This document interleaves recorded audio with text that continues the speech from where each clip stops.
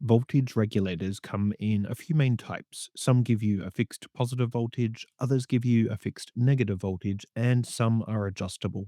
But in this video, we'll take a look at the LM78 series of linear voltage regulators. Microcontrollers, sensors, logic circuits, and many other components require a stable supply voltage. A linear voltage regulator takes an unstable DC input and turns it into a steady, reliable output voltage. It keeps that voltage constant even if the load changes. These regulators are popular because they're reliable, simple to use, and cheap. And in this video, using a breadboard, I'll show you what a voltage regulator does, how LM78 regulators maintain a stable output voltage, how to wire one up properly on a breadboard, why input and output capacitors are important, how diodes are sometimes used to protect the regulator, and finally, I'll talk a bit about power limitations, heat dissipation, and some common mistakes to watch out for. As you can see here, the LM78 series comes in a 3-pin package with a metal tab for attaching a heatsink. Each of these regulators outputs a specific regulated voltage, and a clue as to just how much can be found in the last two numbers printed on each of them. For example, the LM7805 has a 5-volt output. The LM7809 is 9 volts. The LM7812, you guessed it, is 12 volts, and so on and so forth for the rest of these shown here. And these can typically supply up to about 1.5 amps. Inside the regulator is a feedback circuit that constantly compares the output voltage to a reference voltage, and it adjusts an internal transistor so that the output voltage remains constant. As long as the input voltage is high enough, the regulator will maintain that stable output. Dropout voltage is the minimum difference between input and output voltage that's needed for the regulator to work properly. For most regulators, that's around 2 or 3 volts. So if the input drops too close to the output, the regulator can't maintain stability anymore. You can buy something called a low dropout regulator or LDO, and they're designed to solve that problem. They can operate with a much smaller voltage difference, sometimes as low as zero point 0.6 volts, which makes them perfect for battery powered devices. But the trade off is that they're usually more expensive and they can handle less current. Now, let's spend some time looking at how these are wired up in an actual circuit. And to do that correctly, you'll need to know the pin layout. So, if you look at the front of the component and go from left to right, the left pin is the input voltage pin, the middle pin is ground, and the right pin is our stabilized output voltage. Here I have the LM7805, and this means the expected output voltage is going to be 5 volts. And it's usually best, as I said before, to supply around 3 volts over the expected output voltage rather than supplying it with the absolute minimum. So in this case, we'll need a minimum input voltage of around 8 volts. And for my demonstration circuit, I'll be using this 12-volt battery as the supply voltage. You'll also need a breadboard, some jumper wires, a multimeter, a 0.33 microfarad ceramic capacitor, a zero point 0.1 microfarad ceramic capacitor, two 100 microfarad electrolytic capacitors or something close to that value, a 220 ohm resistor, and an LED.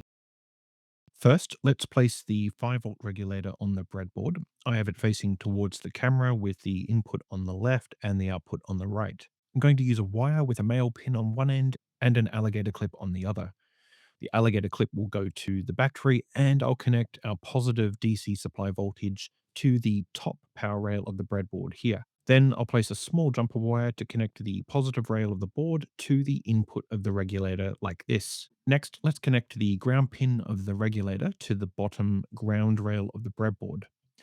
I want to leave some space on the board for our capacitors, and so I'm going to place a smaller jumper wire to connect the top and bottom half of the board like this, and one more wire here to connect to the ground rail like this. We now have the ground pin of the regulator connected to ground on the bottom half of the breadboard. Next, we want to tap into the 5-volt output coming from the third pin. And to do that, I'll run a red jumper wire directly from the output pin to the bottom power rail of the breadboard.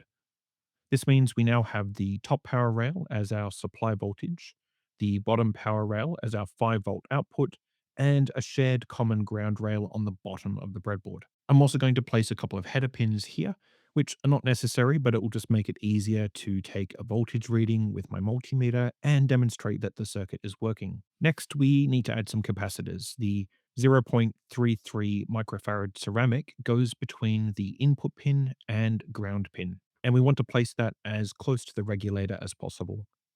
Next, the zero point 0.1 microfarad ceramic goes between the output pin and the ground, like this. Then we'll take our two 100 microfarad electrolytic capacitors, and again we'll place one between the input pin and ground, and one between the output pin and ground.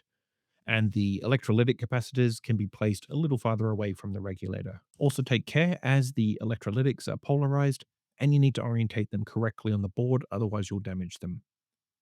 Most electrolytic capacitors have a stripe down one side, which indicates negative, and assuming you haven't trimmed the legs, the longer leg indicates positive. We want the negative leg connected to ground, and you'll note here that the two grayish stripes on these capacitors are facing inwards and connected to our ground. And finally, I have another alligator clip wire to connect our bottom ground rail to the negative terminal of the battery. Now I'll connect the alligator clips to the battery terminals.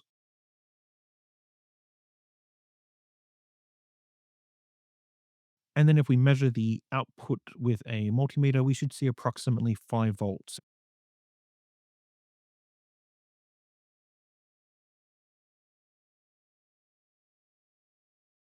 Now let's talk about heat, because linear regulators work by burning off excess voltage as heat. So if you need to drop a lot of voltage at high current, you'll generate some serious heat. For example, stepping 24 volts down to a lower voltage at, say, 1 amp can produce up to 20 watts of heat. And so trying to keep the input voltage as close to the output as possible is important in order just to improve the efficiency and reduce the temperature. In this case, we're supplying around 12 volts input with 5 volts output. And that means the regulator needs to dissipate around 7 volts. Say your circuit draws 500 milliamps, then the regulator needs to dissipate around 3.5 watts, which is still quite significant for a small device. And that's why regulators are often attached to heat sinks. The bigger the voltage drop required, the bigger the heat sink needed to prevent thermal overload. And to demonstrate this, we can attach a small load with a 220 ohm resistor and LED. And as the current increases, the regulator temperature rises and efficiency decreases. Now that we have the circuit set up and working, let's take a look at some of the components we've used to better understand their function. You'll almost always see capacitors placed around voltage regulators.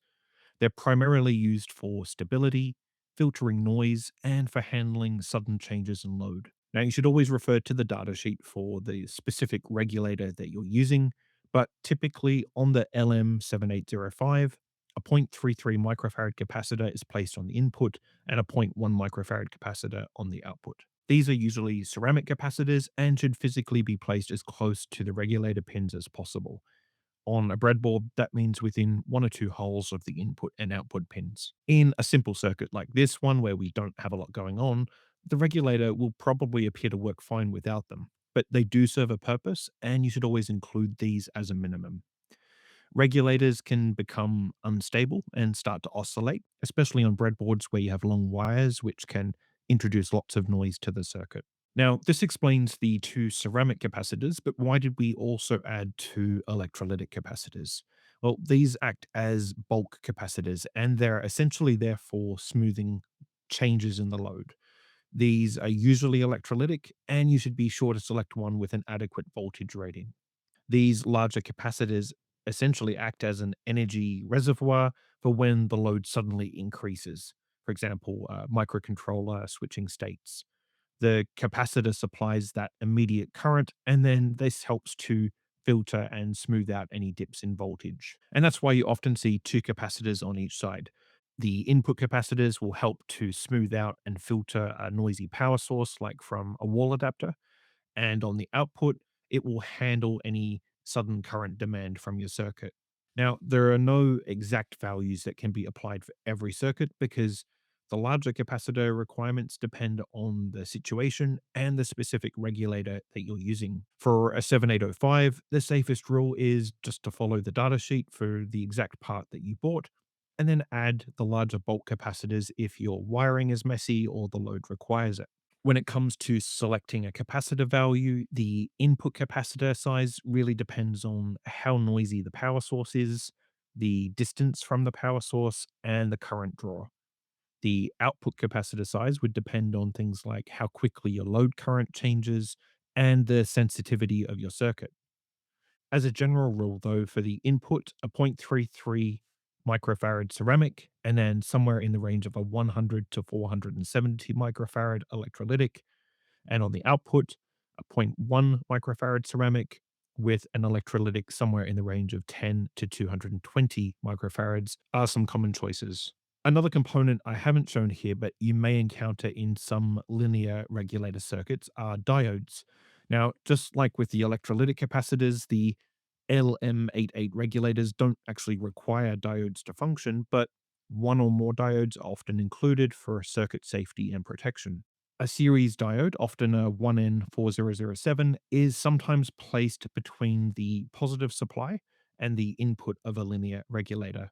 If someone were to accidentally connect the power supply backwards, the diode blocks the current and provides some reverse polarity and surge protection. The 1N4007 is a fairly robust diode and it can handle reverse voltage up to about 1000 volts, making it a common choice. One thing to consider here, though, is that in the process, we're losing around zero point 0.7 volts as voltage drop across the diode, which would be subtracted from the supply voltage going to the regulator. Another diode placement that you'll sometimes see is a reversed bias diode from the output to the input, which protects the regulator when the output voltage spikes and becomes higher than the input. This can happen if a large capacitor is used on the output or if the input is shorted to ground. And so by placing a diode in anti-parallel between the output and input, it protects the regulator by providing a safe discharge path. And that pretty much covers most of the basics when it comes to using these regulators. They offer a very simple way to obtain stable regulated voltage, and they're ideal when you have moderate current requirements. The voltage difference between the supply and output is small. They're commonly used for microcontrollers, analog circuits, sensors, and reference voltages. If you made it this far into the video, hopefully you found the process interesting and learned something too. And if you did, please click like and subscribe as it genuinely helps to grow the channel. That's it for this week though. Thanks for watching.